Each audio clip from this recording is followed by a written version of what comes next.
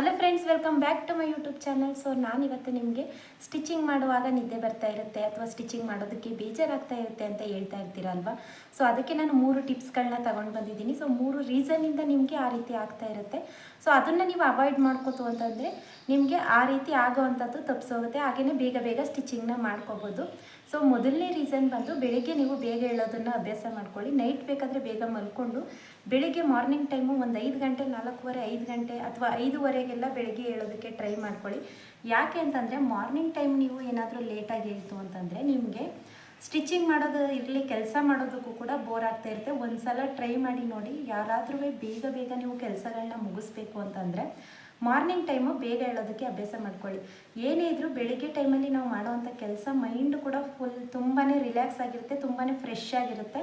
ಹಾಗಾಗಿ ಏನು ಮಾಡ್ಬೋದು ಅಂತಂದರೆ ಬೇಗ ಬೇಗ ಕೆಲಸಗಳು ಮುಗ್ದೋಗುತ್ತೆ. ಹಾಗೆಯೇ ಕೆಲಸ ಮುಗಿದ್ರೆ ಒಂದು 8:15ಗೆಲ್ಲ ನೀವು ಕೆಲಸ ಮುಗಿಸ್ತು ಅಂತಂದರೆ ನಿಮಗೆ ಸ್ಟಿಚಿಂಗ್ ಮಾಡೋದಕ್ಕೂ ಕೂಡ ಈಸಿ ಆಗುತ್ತೆ.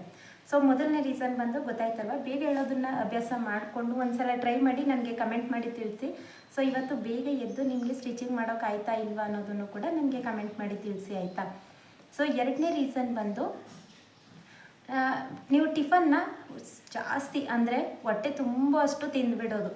ಯಾಕೆ ಗೊತ್ತಾ, ಏನಕ್ಕೆ ನಾನು ಹೊಟ್ಟೆ ತುಂಬ ತಿನ್ನಬೇಡಿ ಅಂತ ಹೇಳ್ತಾ ಇಲ್ಲ. ಸೊ 2 ಮೀಲ್ನ ಮಾಡ್ಕೊಳ್ಳಿ. ಅದನ್ನು ನೀವು ಮಾರ್ನಿಂಗ್ ಟೈಮು ಏನಾದರೂ ನೀವು ಮಾಡಿರೋಂಥ ಟಿಫನ್ನ ಹೊಟ್ಟೆ ತುಂಬ ತಿಂದು ನೀರು ಕುಡಿತು ಅಂತಂದರೆ ಏನಾಗುತ್ತೆ, ಸೊ ಈಗ ನೀವು ಯಾವುದೇ ಟೈಮಲ್ಲಾದರೂ ಅಷ್ಟೇ ಊಟ ಜಾಸ್ತಿ ಮಾಡ್ತು ಅಂತಂದರೆ ನಿಮಗೆ ನಿದ್ದೆ ಬರುತ್ತೆ. ಸೊ ಅದಕ್ಕೇನು ಮಾಡಿ ಅಂತಂದರೆ, ಇವಾಗ ನೀವು ನಾರ್ಮಲಾಗಿ 9 ಗಂಟೆಗೆಲ್ಲ ಟಿಫನ್ ಮಾಡ್ತೀರಾ ಅಂತಂದರೆ, ತಿಂಡಿ ತಿನ್ಕೋತೀರಾ ಅಂದರೆ ಸ್ವಲ್ಪ ಇನ್ನೂ ಕೂಡ ನಮಗೆ ಊಟ ಮಾಡಬೇಕು ಅಂತ ಅನ್ನಿಸ್ಬೇಕಲ್ವ, ಆವಾಗಲೇ ನೀವು ಸ್ವಲ್ಪನ ಕಡಿಮೆ ಮಾಡಿ ಮತ್ತೆ 11 ಗಂಟೆ 11:15ಗೆ ಅದು ಇನ್ನೊಂದು ಸ್ವಲ್ಪ ಬೇಕಾದರೆ ಆವಾಗ ಒಂದು ಸ್ವಲ್ಪ ತಿನ್ನಿ. ಆ ರೀತಿ ನೀವು ಒಂದು ಸಲ ಊಟ ಮಾಡೋದಕ್ಕಿಂತ ಒಂದು 4 ಸಲ 5 ಸಲ ಆ ರೀತಿ ಸ್ವಲ್ಪನೇ ಊಟ ಮಾಡ್ಕೊಳ್ಳಿ. ಸೊ ನನಗೂ ಕೂಡ ಅಷ್ಟೇ, ಹೊಟ್ಟೆ ತುಂಬ ಊಟ ಮಾಡ್ತು ಅಂತಂದರೆ ಕೆಲಸ ಮಾಡೋದಕ್ಕೆ ಆಗೋದಿಲ್ಲ. ಬೇಕು ಅಂತಂದರೆ ಒಂದು ಸಲ ಟ್ರೈ ಮಾಡಿ ನೋಡಿ. ನನ್ನ ಚಾನಲ್ ಇದ್ದೇ ಇರುತ್ತೆ ಅಲ್ವಾ, ಬೇಕಾದರೆ ಕಮೆಂಟ್ ಮಾಡಿ ಬಂದು. ಖಂಡಿತವಾಗ್ಲೂ ಕೂಡ ಅಷ್ಟೇ, ಹೊಟ್ಟೆ ತುಂಬ ಊಟ ಮಾಡಿದ್ರೇ ನಿಮಗೆ ನಿದ್ದೆ ಬರೋದು. ಊಟನ ಸ್ವಲ್ಪ ಕಡಿಮೆ ಮಾಡಿ. ಬೆಳಗ್ಗೆ ತಿಂಡಿನ ಮಧ್ಯಾಹ್ನ ಊಟನೂ ಕೂಡ ಅಷ್ಟೇ ಒಂದು ಸ್ವಲ್ಪ 1-2 ಅವರ್ಗೆ 3 ಅವರ್ನ ಬಿಟ್ಟು ಸ್ವಲ್ಪ ತಿನ್ನೋದಕ್ಕೆ ಅಭ್ಯಾಸ ಮಾಡ್ಕೊಳ್ಳಿ. ಒಂದೇ ಸಲ ನೀವು ಕುತ್ಕೊಂಡು ತಿಂತು ಅಂತಂದರೆ ಆಟೋಮೆಟಿಕಲಿ ನಿಮಗೆ ನಿದ್ದೆ ಬಂದೇ ಬರುತ್ತೆ. ಅದಕ್ಕೇನು ಮಾಡಿ ಅಂತಂದರೆ, ಸ್ವಲ್ಪ ಇನ್ನೂ ಕೂಡ ಊಟ ಮಾಡ್ತೀವಿ ಅಂತಂದಾಗಲೇ ನೀವು ಕೈ ತೊಳೆದ್ಬಿಡಿ. ಅವಾಗೇನಾಗುತ್ತೆ, ನಿಮಗೆ ಕೆಲಸ ಮಾಡೋದಕ್ಕೂ ಕೂಡ ಇಂಟ್ರೆಸ್ಟ್ ಇರುತ್ತೆ. ಹಾಗೆಯೇ ಇನ್ನೊಂದು ಸಲ ಕೂಡ ಊಟ ಮಾಡ್ಬೋದು. ಹಾಗೆ ಜೀರ್ಣಶಕ್ತಿ ಕೂಡ ಚೆನ್ನಾಗಾಗುತ್ತೆ. ಆಟೋಮೆಟಿಕಲಿ ನೀವು ಹೆವಿಯಾಗಿ ತಿಂದು ಜೀರ್ಣ ಆಗೋದಕ್ಕಿಂತ ಸ್ವಲ್ಪ ಊಟ ತಿಂದು ನಿಮಗೆ ಚೆನ್ನಾಗಿ ಜೀರ್ಣ ಆಗುತ್ತೆ. ಸೊ ನನ್ನ ಅನುಭವ, ನಾನು ಅದೇ ರೀತಿ ಮಾಡೋದು. ಒಂದೊಂದು ದಿನ ಏನಾದರೂ ಜಾಸ್ತಿ ಟಿಫನ್ ಮಾಡಿದ ದಿನಕ್ಕೆ ನನಗೂ ಕೂಡ ಅದೇ ರೀತಿ ಆಗುತ್ತೆ, ನಿದ್ದೆ ಬರ್ತಾ ಇರುತ್ತೆ. ಸೊ ಹಂಗಾಗಿ ನಾನು ನಿಮಗೂ ಕೂಡ ಅದನ್ನು ಹೇಳ್ತಾ ಇದ್ದೀನಿ. ಸೊ ಖಂಡಿತವಾಗ್ಲೂ ಕೂಡ ಇದಾಗುತ್ತೆ, ಒಂದು ಸಲ ಟ್ರೈ ಮಾಡಿ ನೋಡಿ.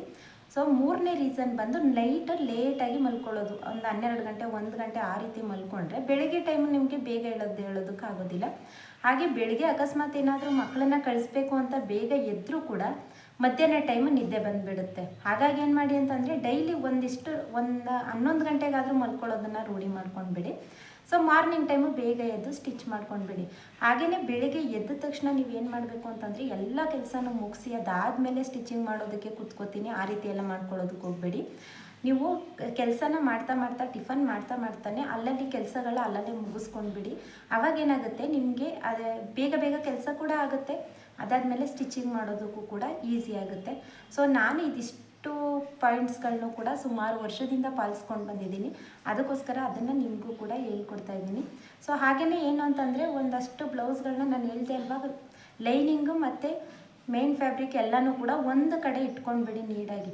ಸೊ ನಾವು ಎಲ್ಲ ಕೆಲಸ ಮುಗಿಸಿ ಬಂದ ತಕ್ಷಣ ಅದನ್ನು ಎತ್ಕೊಂಡು ಸ್ಟಿಚ್ ಮಾಡಬೇಕು. ಆ ರೀತಿ ಒಂದು ಸೈಡ್ ಇಟ್ಕೊಂಡ್ಬಿಡಿ. ಇನ್ನೊಂದು ಸೈಡಲ್ಲಿ ಎಲ್ಲ ಜಿಗ್ಜಾಗ್ ಫಾಲ್ ಹಾಕ್ಬಿಟ್ಟು ಎತ್ತಿಟ್ಬಿಡಿ.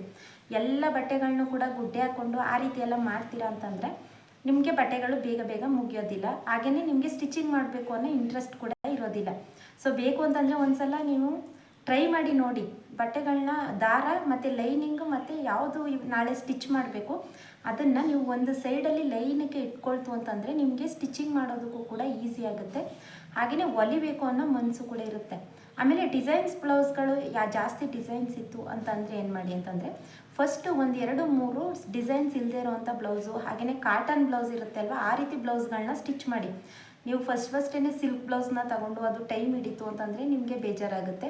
ಅದಕ್ಕೆ ಏನು ಮಾಡಿ ಅಂತಂದರೆ ಈ ರೀತಿ ಬ್ಲೌಸ್ಗಳನ್ನ ಫಸ್ಟು ಸ್ಟಿಚ್ ಮಾಡಿಬಿಡಿ. ಸಾದಾ ಬ್ಲೌಸ್ ಆಗಿರ್ಬೋದು ಅಥವಾ ಏನೂ ಕೂಡ ಡಿಸೈನ್ ಇರೋದಿಲ್ಲ ಅಲ್ವಾ, ಆ ರೀತಿ ಬ್ಲೌಸ್ಗಳನ್ನ ಸ್ಟಿಚ್ ಮಾಡಿಬಿಟ್ಟು ಅದಾದಮೇಲೆ ನೀವು ಡಿಸೈನ್ ಬ್ಲೌಸ್ಗಳನ್ನ ಕೂಡ ರೆಡಿ ಮಾಡ್ಕೊಳ್ಳಿ. ಸೊ ಇನ್ನೂ ಒಂದು ಇನ್ನೊಂದು ಟಿಪ್ಸ್ ಯಾವ ರೀತಿ ನೀವು ಫಾಲೋ ಮಾಡ್ಬೋದು ಅಂತಂದರೆ, ಎಲ್ಲ ಬ್ಲೌಸ್ಗಳನ್ನೂ ಕೂಡ ಜಾಯಿಂಟ್ ಮಾಡಿ ಸ್ಲೀವ್ಸು ಮತ್ತು ಫ್ರಂಟು ಮತ್ತು ಬ್ಯಾಕು ಹಾಗೆಯೇ ಮುಂಭಾಗದಲ್ಲೂ ಕೂಡ ಬೆಲ್ಟ್ ಪಟ್ಟಿ ಅದನ್ನೆಲ್ಲ ಸ್ಟಿಚಿಂಗ್ ಮಾಡಿ ಅಟ್ಯಾಚ್ ಮಾಡಿ ಇಟ್ಬಿಡಿ. ಸೊ ದಾರ ಮತ್ತು ಬಾಬಿನ ಅದನ್ನು ಕಳೆದುಕೊಳ್ಳೋದು ಅದ್ರ ಜೊತೆಲೇ ಇಟ್ಬಿಡಿ. ಒಂದು 5 ಬ್ಲೌಸ್ಗಳನ್ನ ಆ ರೀತಿ ರೆಡಿ ಮಾಡ್ಕೊಳ್ಳಿ. ಒಂದು 5 ಬ್ಲೌಸ್ ರೆಡಿ ಮಾಡೋದಕ್ಕೆ 2 ಅವರ್ ಸಾಕಾಗುತ್ತೆ. ಸೊ ಒಂದು 5 ಬ್ಲೌಸ್ 2 ಅವರಲ್ಲಿ ರೆಡಿ ಆಯ್ತಲ್ವಾ, ಇನ್ನೊಂದು 2 ಅವರಲ್ಲಿ ಅದನ್ನೆಲ್ಲ ಜಾಯಿಂಟ್ ಮಾಡ್ಕೊಳ್ಳಿ. ಅವಾಗೇನಾಗುತ್ತೆ, ಒಂದು 5 ಬ್ಲೌಸು ಒಂದೇ ದಿನಕ್ಕೆ ನಿಮಗೆ ಮುಗಿದೋಗುತ್ತೆ. ಸೊ ಆಲ್ಮೋಸ್ಟ್ ಅಲ್ಲಿ ನಾನು ಕೂಡ ಎಲ್ಲನೂ ಕೂಡ ಇದೇ ರೀತಿ ಮಾಡೋದು, ಅದಕ್ಕೆ ನಾನು ನಿಮಗೂ ಕೂಡ ಹೇಳ್ಕೊಡ್ತಾ ಇದ್ದೀನಿ. ಸೊ ಯಾರಿಗೆಲ್ಲ ಬಟ್ಟೆ ಹೊಲಿಯೋದಕ್ಕೆ ಇಂಟ್ರೆಸ್ಟ್ ಇಲ್ಲ, ಅದು ಏನು ರೀಸನ್ ಅಂತ ಇವತ್ತು ಗೊತ್ತಾಯ್ತಲ್ವಾ. ವಿಡಿಯೋ ಹೆಲ್ಪ್ ಆಯಿತು ಅಂದರೆ ವಿಡಿಯೋಗೆ ಲೈಕ್ ಮಾಡಿ. ನೆಕ್ಸ್ಟ್ ವಿಡಿಯೋ ಬಂದು ನಾನು ಕಟಿಂಗ್ ವಿಡಿಯೋನ ಹೇಳ್ಕೊಡ್ತೀನಿ. 1 ಮೀಟರ್ ಲೈನಿಂಗಲ್ಲಿ ಕಟಿಂಗ್ ಮಾಡೋದನ್ನು ಹೇಳ್ಕೊಡ್ತೀನಿ. ಯಾಕೆ ಅಂತಂದರೆ ನಾವು ನಾರ್ಮಲಾಗಿ 75-80 ಸೆಂಟಿಮೀಟರಲ್ಲಿ ನಾವು ನಾರ್ಮಲಾಗಿ ಕಟಿಂಗ್ ಮಾಡೋರು ನಮಗೆ ಮಾಡ್ತೀವಿ. ಬಟ್ ಬಿಗಿನರ್ಸ್ ಆಗಿದ್ದೀರಾ ಅಂತಂದರೆ ನಿಮಗೆ ಬಟ್ಟೆ ಇಷ್ಟೊಂದು ಕಡಿಮೆ ಇದ್ದರೆ ಕಟ್ ಮಾಡೋದಕ್ಕೆ ಬರಲ್ಲ ಅನ್ನೋರಿಗೆ 1 ಮೀಟರ್ ಲೈನಿಂಗಲ್ಲಿ ನಾನು ಸ್ಟೆಪ್ ಬೈ ಸ್ಟೆಪ್ ಹೇಳ್ಕೊಡ್ತೀನಿ. ಸೊ ನನ್ನ ನೆಕ್ಸ್ಟ್ ವಿಡಿಯೋ ಬಂದು ಅದೇ ಆಗಿರುತ್ತೆ. ಅವಾಗೇನಾಗುತ್ತೆ, ನಿಮಗೆ 1 ಮೀಟರ್ ಲೈನಿಂಗಲ್ಲಿ ಹೇಳ್ಕೊಡ್ತು ಅಂತಂದರೆ ತುಂಬಾ ಈಸಿಯಾಗಿ ಅರ್ಥ ಆಗುತ್ತೆ ಮತ್ತು ನಿಮ್ಗೆ ಎಕ್ಸ್ಟ್ರಾ ಪೀಸ್ನ ಜಾಯಿಂಟ್ ಮಾಡಬೇಕು ಅನ್ನೋ ಅವಶ್ಯಕತೆ ಇರೋದಿಲ್ಲ ಅಲ್ವಾ. ಓಕೆನಾ. ಇವಾಗ ಏನಾದರೂ ಈಗ ಮಾಡಿರೋಂಥ ವಿಡಿಯೋ ನಿಮಗೆ ಹೆಲ್ಪ್ ಆಯಿತು ಅಂದರೆ ಲೈಕ್ ಮಾಡೋದನ್ನು ಮರಿಬೇಡಿ. ಹಂಗೂ ಇದರಲ್ಲೂ ಕೂಡ ಏನಾದರೂ ಡೌಟ್ಸ್ ಇತ್ತು ಹಾಗೆಯೇ ಇದನ್ನು ಮಾಡ್ಬೋದಾ ಇಲ್ವಾ ಅನ್ನೋದನ್ನು ನನಗೆ ಕಮೆಂಟ್ ಮಾಡಿ ತಿಳಿಸಿ. Thank you.